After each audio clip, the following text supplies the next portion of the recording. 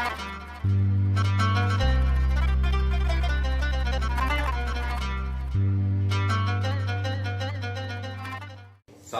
warahmatullahi wabarakatuh.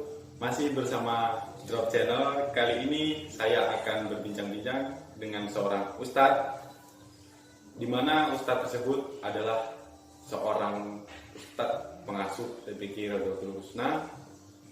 Oke, langsung saja karena ustadznya sudah bersama saya. Assalamualaikum warahmatullahi wabarakatuh, Pak Ustadz.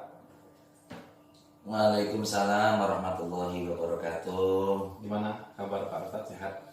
Alhamdulillah, semoga selalu sehat. Mas Revin juga gimana kabarnya? Alhamdulillah luar biasa Pak Ustadz.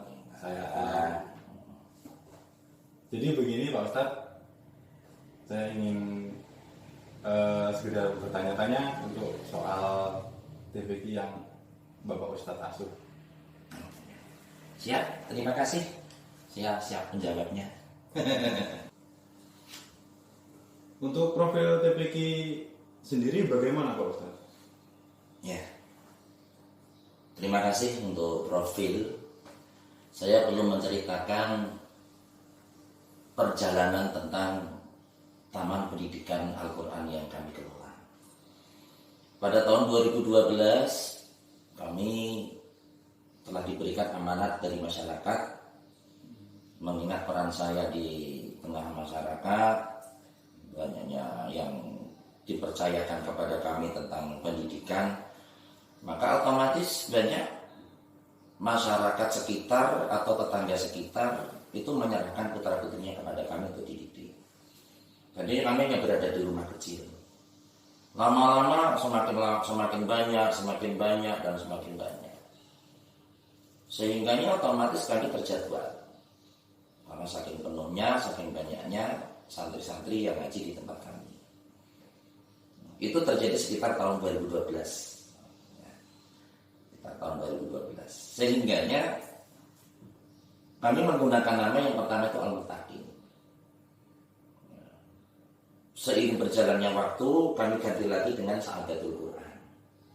Nah, kemudian pada tahun 2018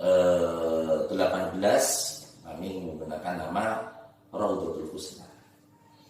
Jadi profil TPQ kami itu didirikan atas dasar simpati masyarakat, mengingat peran saya di tengah umat. Di samping itu juga tingkat kepedulian kami kepada anak-anaknya masyarakat, anak-anaknya tetangga yang minim pengetahuan di bidang pendidikan agama, khususnya Al-Quran. Jadi dari tahun 2018 itu berganti nama hingga 3 kali sampai sekarang tahun 2021. Ya, seperti itu. Lantas berdasarkan apa Pak Ustadz bisa sampai mendirikan TPQ, bisa dikatakan senekat ini? Ya, itu tadi ya Mas ya. Yang namanya peran di tengah masyarakat. Saya ini hasil output pendidikan pesantren dengan cara kedisiplinan. Jadi punya keinginan, punya kemauan yang keras, dan punya kepedulian yang tinggi. Tatkala saya melihat ketika maghrib, umumnya anak-anak ke masjid, ke musola, saya lihat banyak yang di marah-marahnya PS, ada yang lagi sepeda-sepedaan, ada yang nyore sampai kelewatan. Sampai sekarang bahkan asik main game. Itu. Ini luar biasa. Itu yang mengambil inisiatif saya, ketukan hati nurani saya. Ini kalau saya tidak sampaikan di masyarakat, bagaimana nanti setelah kami para sesepuh-sesepuh, para tetua-tetua sudah meninggal, apa jadinya generasi ini nanti, gitu Mas. Makanya saya nekat, saya sampai tidak mempedulikan tawaran-tawaran yang lebih tinggi. Karena saya punya prinsip, buat apa saya menerima peran yang lebih tinggi, posisi yang lebih tinggi, sementara saya melihat tetangga sekitar, anak-anaknya tetangga sekitar, generasi-generasi saya nanti itu tidak tertata dengan pendidikan yang layak, khususnya di bidang agama.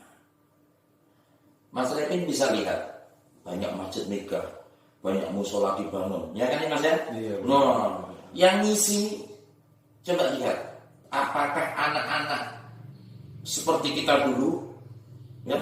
Iya. Ataukah anak-anak usia 70 tahunan? Iya, kebanyakan lansia. Itu tadi. Sekarang bayangkan, buat apa masjid dibangun sementara generasi nggak ada?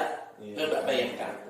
Nah, sementara yang harus mengisi masjid itu setidaknya kan punya potensi, punya semangat atau wirauh, punya keinginan untuk berkhidmat kepada umat dan memakmurkan masjid.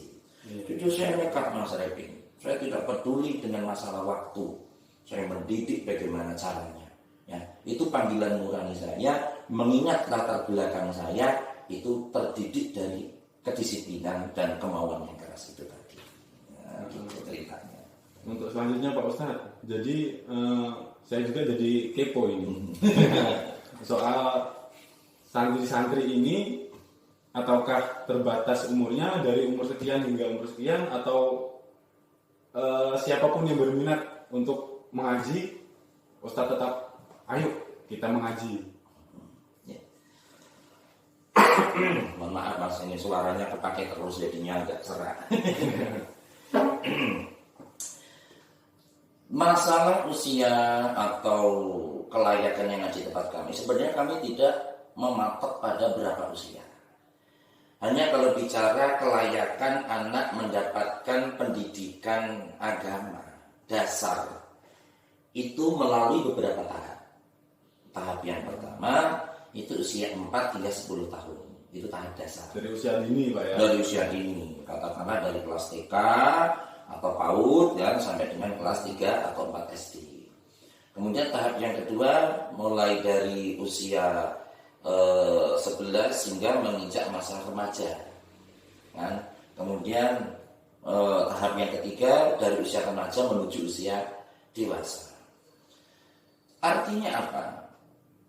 Yang mengaji di tempat kami atau santri-santri kami itu campuran Mas Repin. Ada yang usia 4 tahun masih TK udah daftar ngaji, ada yang SMP, MTS, MI, SD, bahkan ada yang SMA, bahkan perguruan tinggi itu pada ngaji. Ada lagi yang lebih lucu, ya, masih anak-anak ikut, misalnya adiknya ikut kakaknya ngaji karena kebetulan adik sama kakak ini selisih usianya itu nggak jauh. Iya. Jadi masih kecil di kambing. Nah di tempat ngaji apa? Ngompol Mas Repin. Tanggung jawabnya besar. Luar biasa. Jadi saya ya ngepel ya mau gimana. Tapi itulah ya. Sekali lagi lebih baik anak bermain ya di tempat ngaji supaya dia melihat dengan mata kepalanya sendiri ini tempat yang baik, daripada anak-anak disuguhin tontonan TV yang kurang mendidik, dipegangin HP yang kurang mendidik, yang nilai edukasinya kurang bagus ya. Benar. Apalagi sampai kita lihat anak-anak yang nongkrong di pinggir jalan atau di gardu atau di tempat yang lain ya. Jadi saya rasa lebih baik mereka rame, ricuh ya, heboh di tempat ngaji atau di masjid daripada mereka rame, ricuh di tempat selain itu. Nah, berarti dari situ selain Pak Ustadz ini mengajar ngaji sebagai pengganti orang tua juga ya? Oh, seperti itu. Jangan sampai Mengayomi.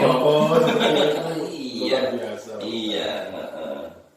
Terus untuk antusias dari wali santri sendiri ini bagaimana Pak Ustadz?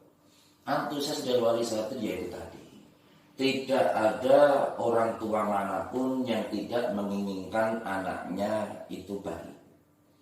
Jangankan kita sebagai tokoh masyarakat, public figure, bahkan seorang yang punya latar belakang buruk sekalipun, katakanlah seorang pencuri, tidak mungkin kepingin mempunyai anak jadi pencuri.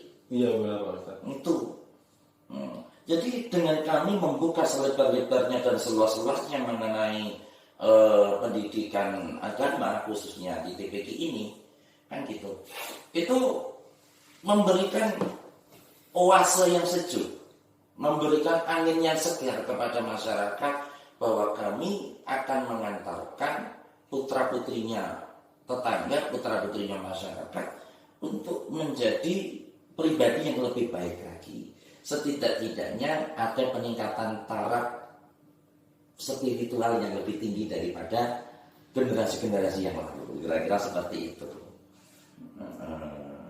Untuk pemerintah setempat sendiri gimana Pak Ustadz? Itu apakah mereka antusias untuk memberikan masukan-masukan ataupun memberi himbauan kepada wali-wali yang belum, ibaratnya belum anaknya ikut mengaji ke tempat Pak Ustadz itu ada kira-kira? Kalau berbicara sudah peran pemerintah ini saya nggak bingung Mas Redin.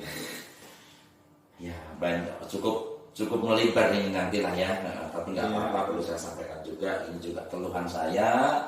Ini juga istilahnya saya mengeluh bukan berarti keberatan mengajar, bukan. Toh sudah bertahun-tahun saya mengajar ngaji.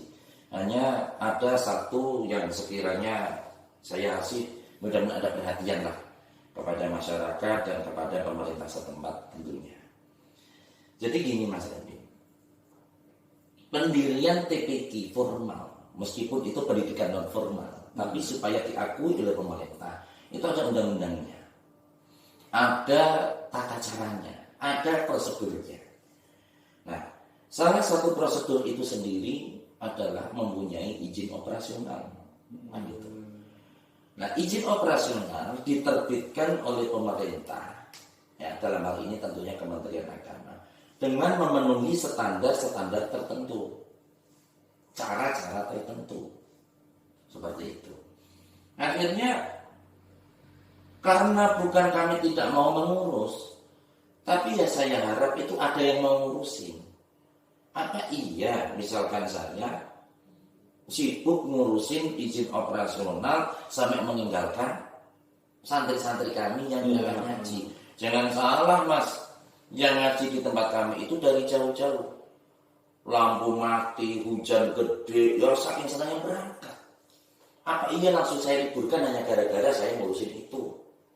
Oke, sekali dua kali, nggak apa-apa. Tetapi bagaimana kalau sampai dengan saya menunggu ketidakpastian? Ya, karena kurang syarat ini, kurang syarat itu, ya. Dan informasi-informasi semacam itu memang kami dapatkan, hanya sekali lagi yang ngurusin. Ya, maunya saya sebagai pengasuh, ya, Pak Ustadz itu khusus untuk ngajar ngaji, selesai. Ya. Kalau mau dibikin formal, masyarakat yang berperan, pemerintah desa yang berperan, bagaimana menerbitkan izin operasional. Ya. Nah, apakah berarti pemerintah desa tidak mendukung? Mendukung lah, sangat mendukung. Hanya sekali lagi ada prosedurnya, ada sistemnya. Ya. Contoh, diakui sebuah taman pendidikan Al-Quran atau TPQ dengan ada tata cara yang disebut dengan struktural.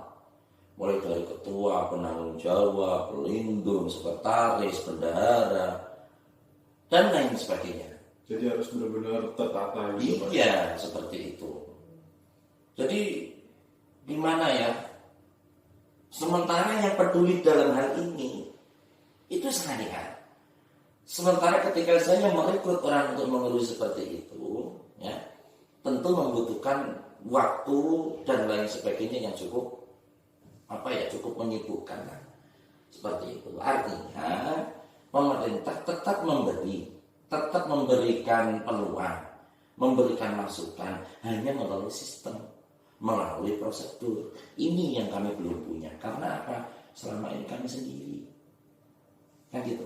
TPQ akan diberikan bantuan oleh pemerintah setempat jika ada lahan, jika ada tenaga pendidik yang cukup, jika ada izin operasional, jika ada tanah dan sebagainya. Nah kami tempat saja masih numpang Mas Revi. Subhanallah. Masih numpang. Saya masih numpang. Numpang di mana? Numpang di sebuah perumahan. Karena saya sendiri pun profesinya sebagai guru honor ekstrakurikuler.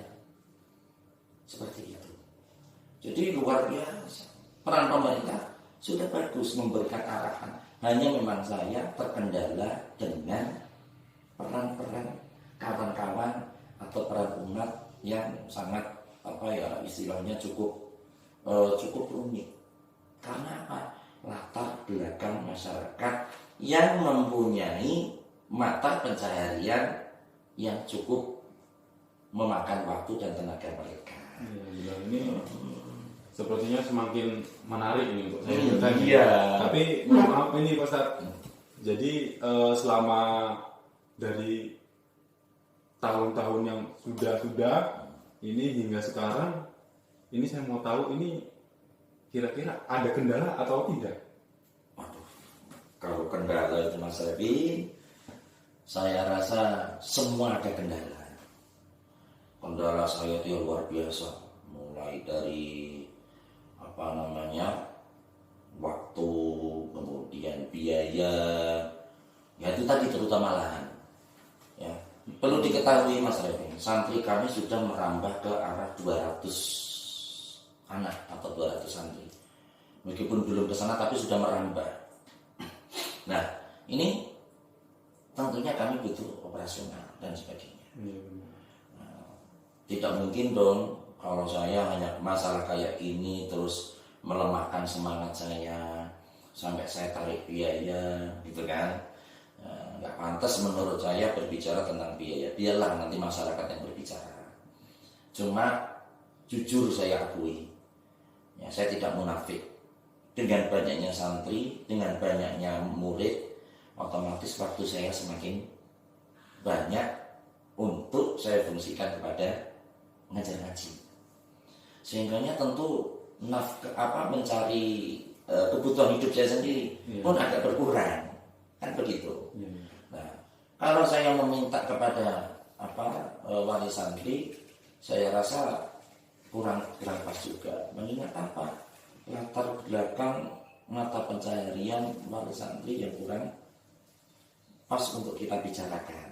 Ya, sebagian besar mereka itu dari petani menengah ke bawah. Iya, ditambah masa pandemi seperti ini Mas Revi. Iya, benar, ini luar biasa. Luar biasa. Sekolah sudah daring, ya kan? Pendidikan sudah mulai dibatasi dengan sekat-sekat tertentu. Jadi pendidikan yang paling efisien menurut saya yang ngaji. Ya. Makanya di tengah pandemi seperti ini kami bikin gelombang. Mulai dari habis subuh, kemudian jam 2:30 siang menjelang sore, sama habis maghrib sampai dengan hampir jam 9 malam. 3 gelombang itu. Saking banyaknya. Nah, di tengah pandemi semacam ini, tentu penghasilan dari wali santri kan berkurang. Jangankan untuk bayar ini, bayar itu, ya kan? Untuk makan sehari-hari aja susah. Ditambah Mas Revi namanya yang daring itu beli pakai lupa ya. Sementara ditutup di satuan pendidikan masing-masing. Ya, kalau dulu itu mah handphone itu dilarang kayak di sekolah. Betul. Ya. Sekarang diwajibkan. Jadi ya mau nggak mau harus semua wali berkorban untuk mengisikan uang beli handphone itu anak-anaknya. Luar biasa pokoknya kalau udah bicara seperti itu. Jadi intinya begini Mas Revi. Intinya saya kepingin anak-anak ngaji sesuai dengan fungsi dan masa waktu mereka, kebutuhan mereka, tentu umumnya untuk pendidikan dasar mereka, kebutuhan mereka.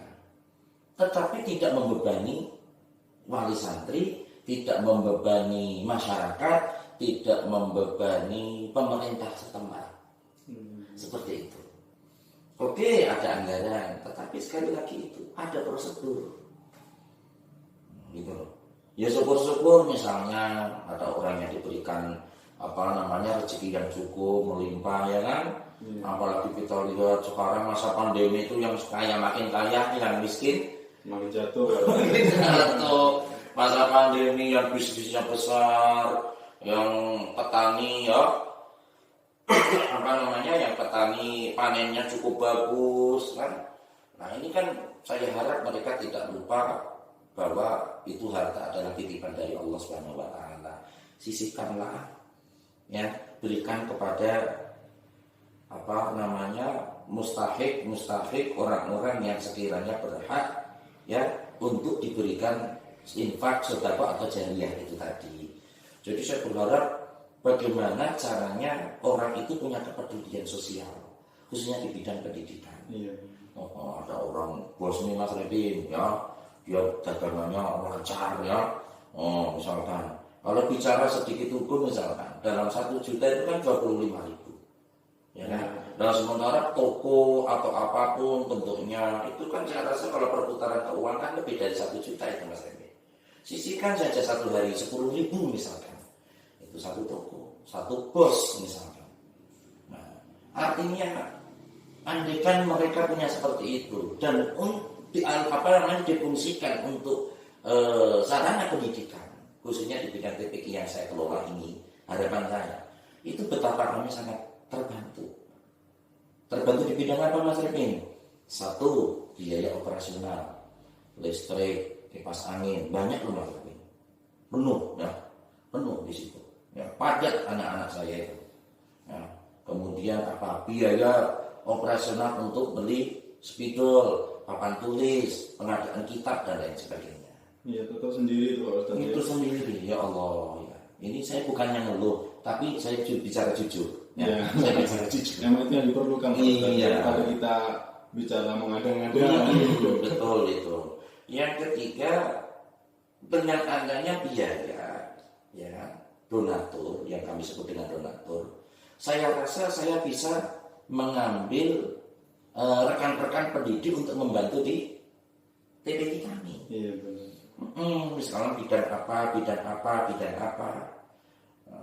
Mereka kan tetap butuh dikasih, ya katakanlah kalau bahasa kita disyarah atau bahasa sekolah insentif ya seperti itu. Iya benar. Nah, sementara kami nggak ada sumber dana seperti itu, nggak ada sumber dana. Jadi sementara ya saya akasin sendiri. Jadi dari mengajar sendiri untuk fasilitas anak-anak pun sendiri Pak Ustadz ya. Masih numpang lagi.